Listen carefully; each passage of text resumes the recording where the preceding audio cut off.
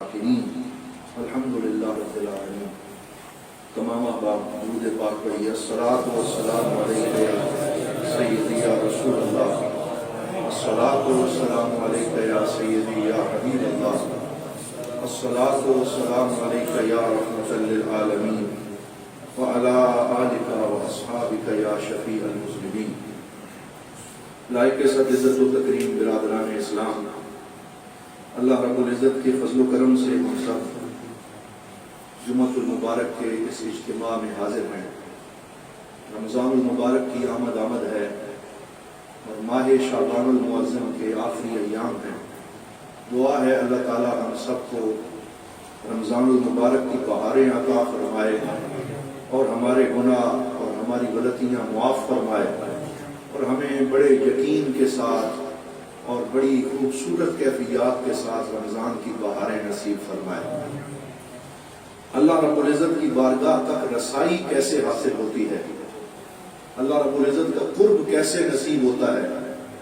بزرگ فرماتے ہیں کہ یہ سہل ہے، یہ آسان ہے، یہ منزل مشکل نہیں ہے. ہر شخص اللہ کی بارگاہ تک رسائی حاصل کر سکتا ہے.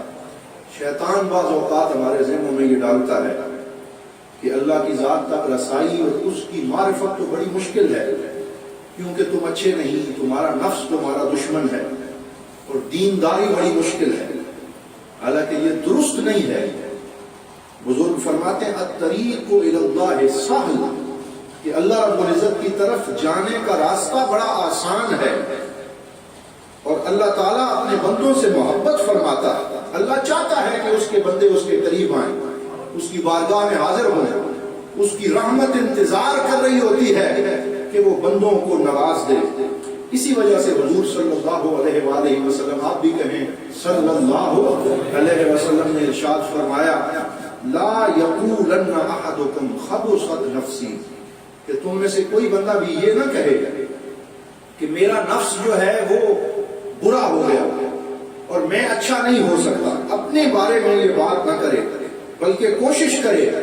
اور حدیث پاک میں ہے جسے حدیث قدسی کہا جاتا ہے، اللہ کا فرمان ہے من تقرب الی شبرا تقربت الیہ ذراعا، کہ جو ایک بالشت میرے قریب آتا ہے میری رحمت ایک بازو اس کے قریب آ جاتی ہے. جو ایک بالشت میرے قریب آتا ہے میری رحمت ایک بازو اس کے قریب آتی ہے.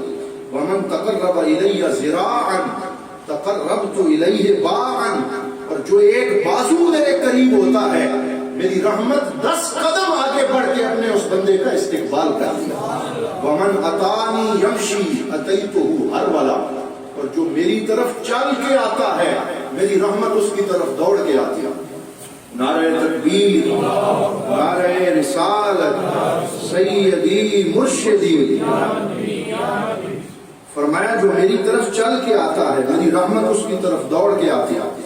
کوئی ایک رات متوجہ ہو، کوئی دن کے وقت متوجہ ہو، اللہ رب العزت کی رحمت اسے اپنی جناب سے خاص لطف و کرم عطا فرماتی.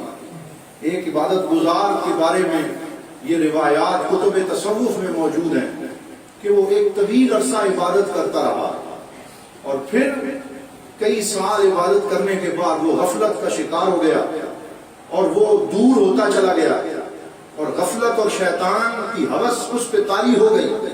پھر ایک دن اس نے اپنے اندر گفتگو کرتے ہوئے سأل نفسہ، اپنے آپ سے سوال کیا هل يمكن اعود الى الله فيقبلني، کہ کیا اب دوبارہ اگر میں اللہ کی طرف لوٹنا چاہوں تو میرا رب مجھے قبول کرے گا.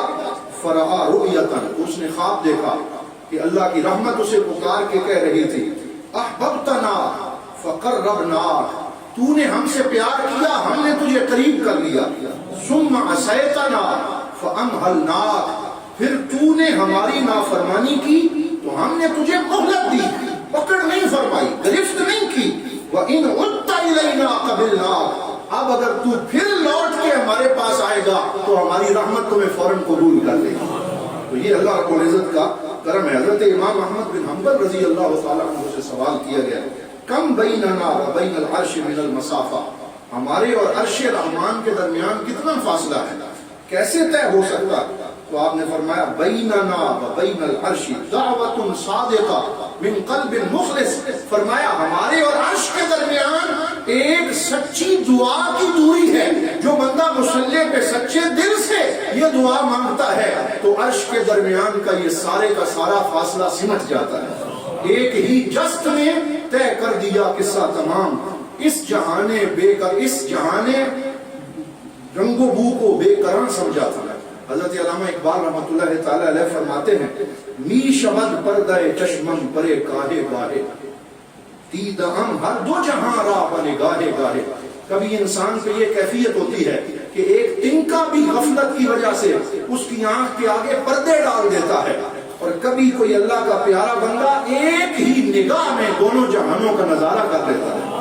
وادی عشق بسے دور دراز است بھلے تے شبت جادہ صد سالہ بآہے گاہے.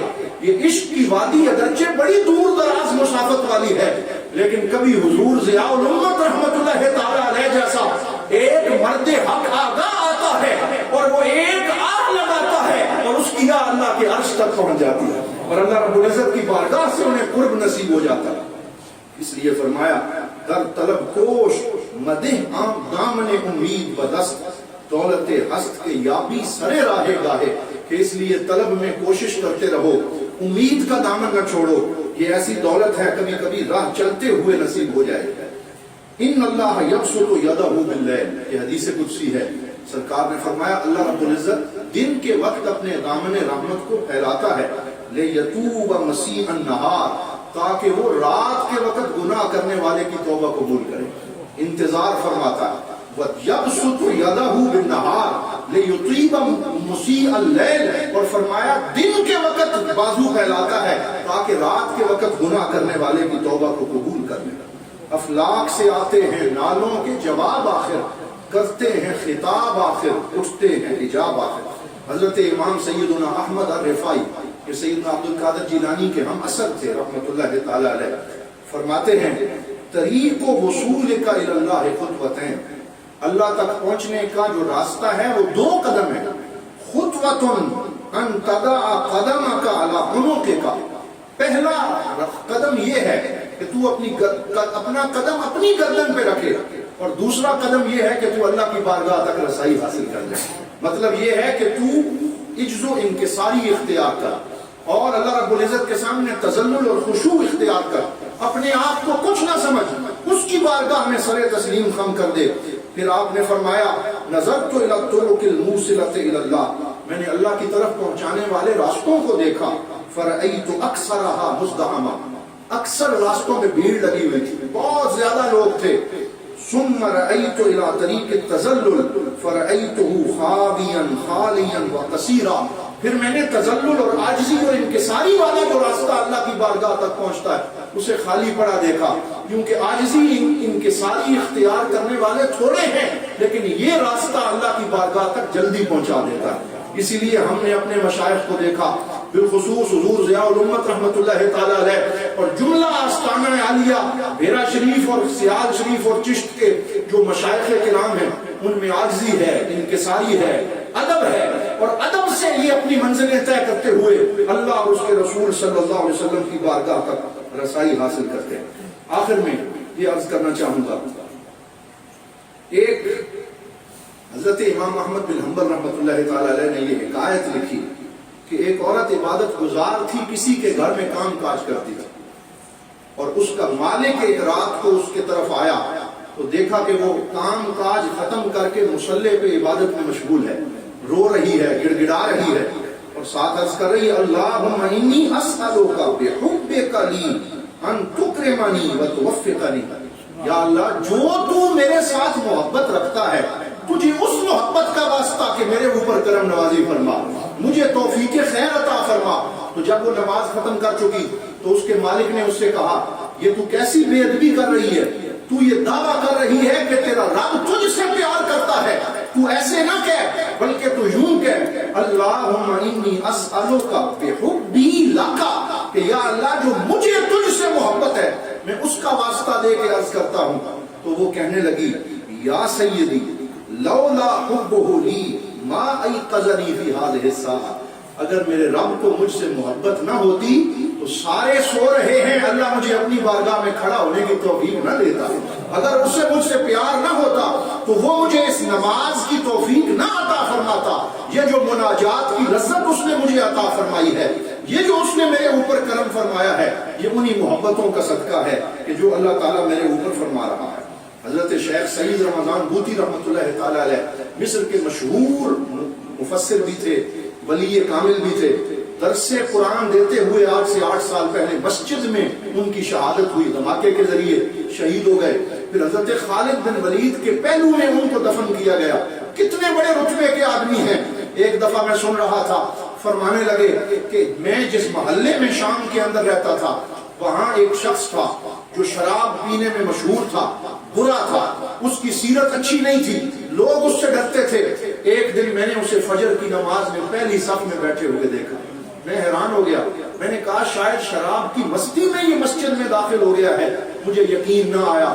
پھر دوسری صبح کو اسے مسجد میں دیکھا، تیسری صبح اسے پہلی صف میں دیکھا، مجھے پتا چل گیا اللہ تعالیٰ نے اس کی توبہ قبول فرما لی اور اس پہ نظر کرم ہو گئی۔ میں اس کے گھر اسے مبارکباد دینے کے لیے گیا تو اس نے مجھے ویلکم کیا۔ پہلی دفعہ میں اس کے گھر میں داخل ہوا، میں نے کہا تجھے توبہ کی مبارک ہو کہ اللہ نے تجھے اپنا راستہ عطا فرمایا ہے۔ تو وہ رو کے کہنے لگا کہ میرے شیخ صاحب، جب میں گناہ کے راستے پہ تھا اس وقت بھی اللہ تعالیٰ سے ایک صلہ میں نے باقی رکھا ہوا تھا، اور وہ کیا تھا کہ جب میں شراب پی رہا ہوتا سرے عام تو مجھے مناروں سے اذان کی آواز آتی، لوگ تسبیح و تحلیل بلند کرتے ہوئے سنائی دیتے تو مجھے شرمندگی ہو جاتی، اور میں ندامت کے اندر وہ بوتل اور وہ شراب اٹھا کے اپنے گھر میں چلا جاتا، اسے اندر سے جو ہے وہ کنڈی چڑھا دیتا، اور پھر میں اپنے منہ سے یہ کہتا، اے میرے مالک، تو میرے اور اپنے درمیان یہ دیوار کب ہٹائے گا؟ کب تو مجھے اپنا قرب بخشے گا؟ کب یہ دیوار ظاہر ہوگی اور مجھے تیرا قرب نصیب ہوگا؟ تو اس کی دعا قبول ہوئی اور وہ دیوار ہٹ گئی، اور اللہ رب العزت نے اسے اپنی بارگاہ کا قرب عطا فرمایا۔ اللہ کے قرب کا وہی موسم آ رہا ہے، رمضان المبارک کی آمد ہے۔ ہم دعا کرتے ہیں کہ اللہ رب العزت ہمارے اوپر مہربانی فرمائے اور ہمیں ہر طرح کی وباؤں سے معافی عطا فرمائے، اور اللہ رب العزت ہم سب کو اپنی جناب کا ذکر کرنے کی توفیق عطا فرمائے۔ حضور غریب نواز فرما رہے ہیں کہ کورونا کی تیسری لہر اب پھر آئی ہوئی ہے، پھر اس کی شدت ہے، اور کوئی پتہ نہیں چل رہا کہ کون کون اس سے متاثر ہو رہا۔ اس لیے تمام احباب اس میں بالخصوص احتیاط فرمائیں، ماسک کا اہتمام کریں، مجالس اور محافل میں نہ جائیں، پبلک پلیسز مارکیٹوں کے اندر نہ جائیں، میل جول میں اجتناب کریں، زیادہ رشتہ داروں کو وزٹ نہ کریں، ان دنوں اپنے گھر میں رہیں اور عبادت اور بندگی اور اللہ رب العزت کی بارگاہ سے مانگنے اور قرآن حکیم کی تلاوت میں مشغول رہیں۔